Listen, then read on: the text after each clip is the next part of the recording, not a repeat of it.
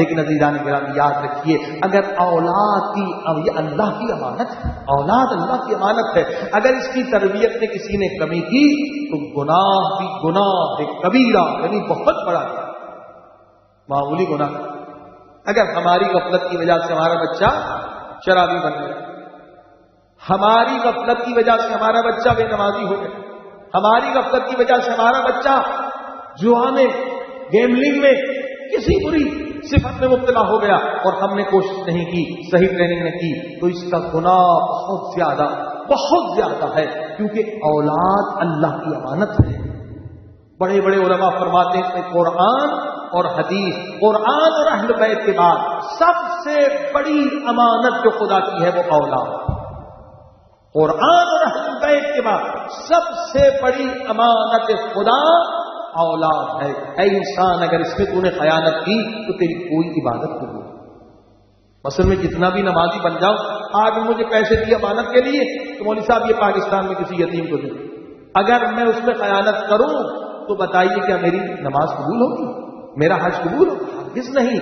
امانت میں خیانت کرنے والے کی کوئی عبادت قبول نہیں۔ اگر میں آپ کی امانت میں خیانت کروں تو میری کوئی عبادت قبول نہیں۔ اگر کوئی اللہ کی امانت میں خیانت کرے تو اس کی کوئی عبادت قبول نہیں۔ عزیزان گرامی، یہ اولاد اللہ کی امانت ہے، بہت خیال رکھیں کہ کہیں خیانت نہ ہو جائے۔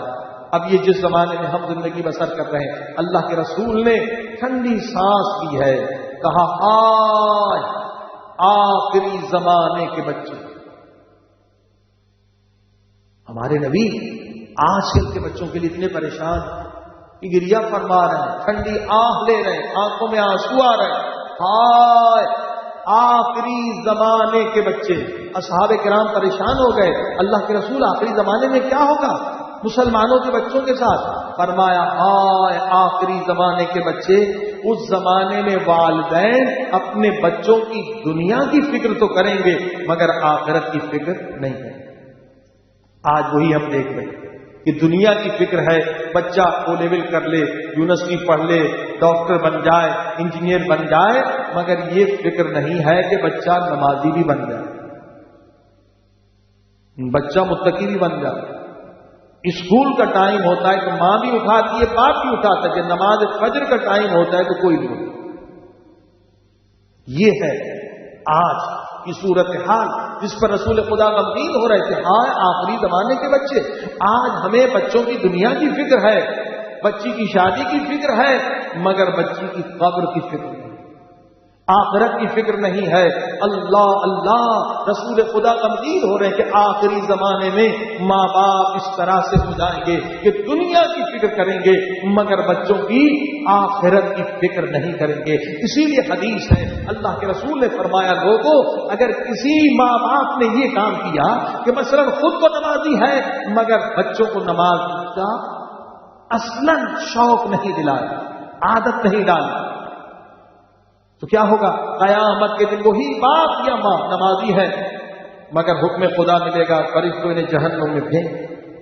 پروردگار کیوں؟ یہ تو نمازی ہے، کبھی ان کی نماز قضا نہیں۔ کہا خود تو ان کی نماز قضا نہیں ہوئی مگر کبھی انہوں نے بچوں کو نماز کا شوق نہیں دلایا، بچوں کی ٹریننگ نہیں، خود نماز پڑھتے تھے، بچے سوتے رہتے۔ اسی طرح سے حدیث میں ایک عورت آئے گی، زندگی بھر حجاب میں رہی، پردے میں رہی، حکم ملے گا اسے جہنم میں پھینک دو۔ فرشتے کہیں گے کیوں؟ یہ تو حجاب میں رہی، نیک عورت۔ فرمایا خود حجاب میں رہی مگر بچیوں کو حجاب نہیں سکھایا، بچیاں اس کی سر ننگے پھر۔ یعنی عزیزان گرامی بہت اہم مسئلہ ہے، یہ نہیں کہ صرف ہم جنت میں چلے جائیں، نیک ہو جائیں اور بچوں کو بھول جائیں۔ یا ایھا الذین آمنوا قوا انفسکم واہلیکم نارا، اے لوگوں خود کو بھی جہنم سے بچاؤ اور اپنے خاندان کو بھی جہنم سے بچاؤ۔ یہ واجب ہے.